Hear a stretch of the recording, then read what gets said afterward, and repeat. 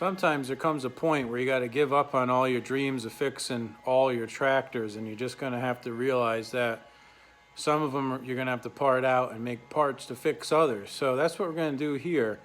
We're going to part out this old rusty 8163B that I got. I got it for free years ago. And we're going to use its parts to fix the 8162T's clutches that are messed up. And we're going to use some transmission and hydraulic parts to fix the 20G's broken hydraulic shaft in the transmission. So stay tuned. All right, let's check out this 8163B. I always had a dream of fixing this thing up and using it, but it's just so rusted. It's like beyond fixing. I mean, look at the rust on this thing, man. Even the battery door is rusted through. Oops. The top of the gas tank is even rusted through. I mean, this thing is shot, man. Look at the seat pan. It doesn't even have a seat pan is rusted through. It's rusted everywhere. It doesn't even yeah, the levers for the, everything is rusted. I was hoping I could take a clutch off of this and use it on the 8162T. I'm going to take the Briggs off because I think the engine could run, but let's look down here at this clutch. So it has the clevis pin that I'm missing. Look at how rusted the edge of the frame is. Oh my gosh. I've never seen anything so rusted. There's no lining at all on the clutch. Zero. So just going from a thought process here, if there's no lining on the clutch, chances are no one ever serviced the clutch, and chances are the splines are shot. But we're going to get some wrenches and pop this thing off and see what's in there. Let's look at some more of the rust. Oh, ow. Let's see up here. Running boards. I mean, look at even the stupid handle on the shifter. There's like rust under there. This thing is horrible. I've never seen anything so rusty before. We're gonna take off some key parts from it, like the hydraulic pump, and maybe we'll save the transmission, and everything else we'll cut out the rack and pinion, I guess, and it's gonna go to the scrap yard, I think. All right, so I got the plate off of there, and now I'm gonna try to take this clevis out, and of course somebody put a finishing nail in there, so see if we can get that out. But the clutch itself is really stuck on that spline. I may end up having to take this wheel off and use a puller on there to get it off. I'm not sure, but let me see if I can get this clevis off here.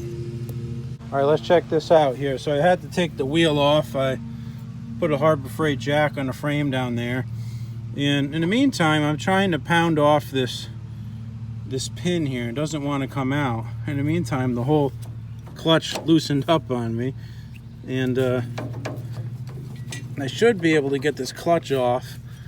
Maybe I'm gonna end up cutting this rod. Maybe I can get it out up here on the top, but let's see. All right, so I got the pin out on the top here. Let's see if we can just slide this whole clutch assembly off. There we go. Yeah, this one's actually much better than the other one I was dealing with, but it has no backing plate whatsoever left on it. It's totally gone, which kind of makes no sense to me. Anyways, let's go take... I'm scared that the bearing is going to be bad in the back of the tractor, and that's what my problem is. See how this spins freely? I'm not sure that it spun freely on the other one. It might have been grabbing the gears the whole time. That might be part of my problem. Anyways, we'll go back and check it out. All right, so we're back to taking apart the Rust Bucket 8163B here. And we're on the second side here, and I was taking the back wheel off. I jacked it up, and I want to take off the forward reverse clutch here. And look at how rusted this thing is, man. So I've come to a conclusion that there's these brackets on the back here that I think those held up a cab, and in the front here if we were to look at some of the wiring, there's a flasher down there like from a car. I have a feeling that this was a snow removal tractor. More than likely it had a power broom or a snowblower on it, and it was out in the salty conditions, and getting covered with salt is going to be my new theory. So even look at the stupid snowplow brackets, man. Look how rusted those things are. I've never seen a snowplow bracket so rusted before. I don't understand. It's like we pulled up the Titanic here. So I'm going to take all this off here. So our next step is to remove these bolts here and see if we can pop that clutch off. That looks like a challenge. Just before I even touch it, it looks like a challenge. And this is kind of funny here. There's like what looks like the remnants of an old trickle charger here sitting on it. And look at this cool connection. That's awesome. And here's the other connection here from the positive side. It's just rotted right off, sitting in a pile. That's so cool. So anyways, I'm going to take off the hydraulic system, all that stuff, and we're going to try to salvage that. We're going to take these rods off here and these pins and see if we can clean them up and use them on the 8162T. My 20G has some kind of hydraulic system problem. In worst case scenario, I got some nice hydraulic parts over here. So we'll see what we can do here. I'm going to take the Briggs off the back, and we're going to salvage the Briggs and put that in stock and save it for a rainy day project kind of thing. But anyways, that's the rust bucket. And the transmission, I don't know the status of it, but it's a good parts transmission nonetheless, so we'll keep that and we'll see what we got. The cover off the clutch here, the plate, whatever you call it, and as expected, these nuts are so rusted on these studs that the studs came out of the block. Now there's only 2 rollers on here. I don't know if the third roller fell out somewhere and is sitting in the dirt down here, but I've kind of poked around and don't see anything. That wouldn't shock me with the way this is going, that roller wasn't even in there to begin with. Fortunately, there's all these grass clippings and all this crap down here. It could be anywhere, but just in a quick little search, I don't see it anywhere. It probably would have fallen right on the axle if it was here. It'd be right next to the machine, but I don't see it. I suppose I could. Oh, here we go. It did fall in the dirt. I got it.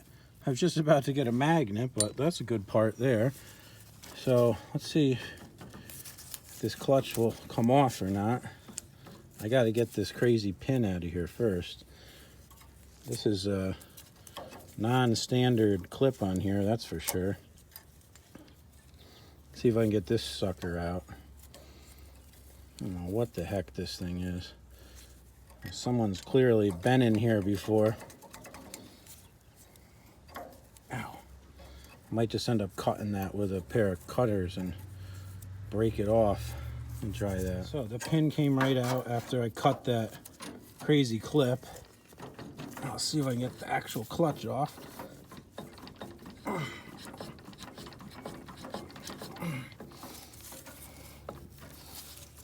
It might hit the hydraulic line there. Sure as froze.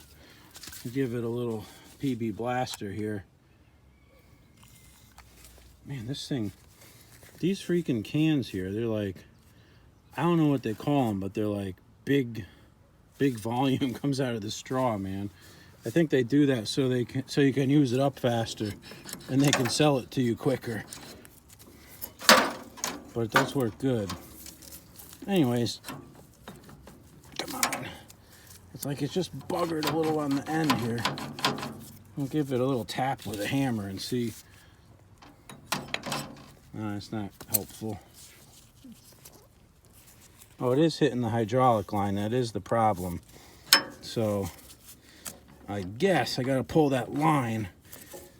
That means oil's going to come out everywhere, and I was trying to avoid that. So let me see if I can bend it out of the way just a hair and get it off. I was able to just push down on the line a hair and pulled this right by it. So it just never ceases to amaze me that, you know, the splines in here aren't that good, but they're not that bad either. But there's not 1 ounce of clutch material on here whatsoever. It's totally missing. So it's like these people just hammered the crap out of this tractor. That's really the only explanation. So I think what I'm going to do is I'm going to order 2 new clutch rings, and then I'm going to make 2 clutches out of this thing. And I'm thinking about, you know, maybe putting this clutch into electrolysis to clean it up overnight or something. That'll be another day, but I got to order those parts, and, you know, the bearing shot, so I had 2 bearings in stock, so I might be able to make a good one out of it.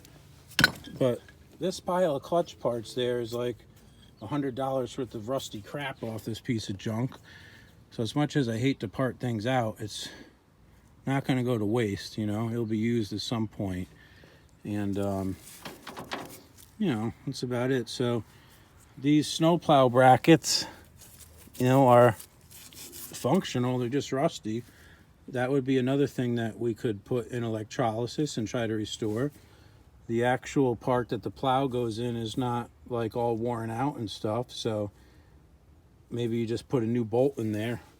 This guy has a wing nut on there. They're not supposed to have a wing nut, so, you know, maybe that needs to be replaced, and that's it. So also, I think he has it upside down.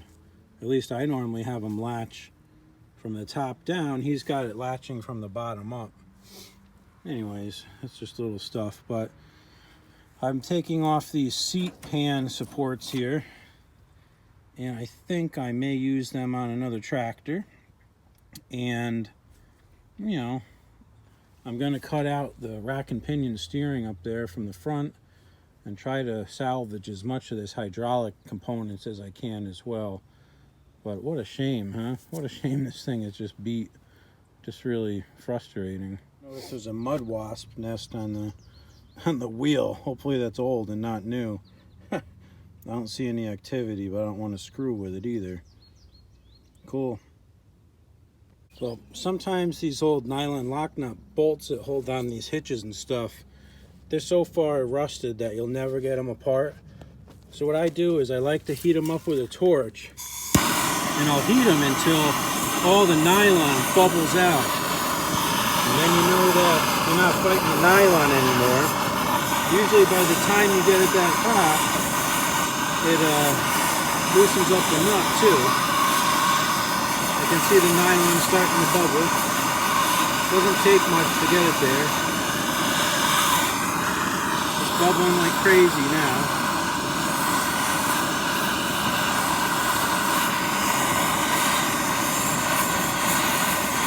And if you do it enough, it will just all like ooze out of there, and it'll be so much easier to take that nut out.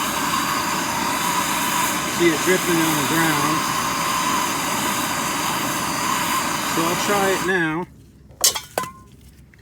And this is just a ratchet, not even a breaker bar. Let's see what happens. Oh. Of course, this one doesn't want to go on. Try a wrench. Let's see. That sucker's on there, man. We'll heat it some more and we'll try it again.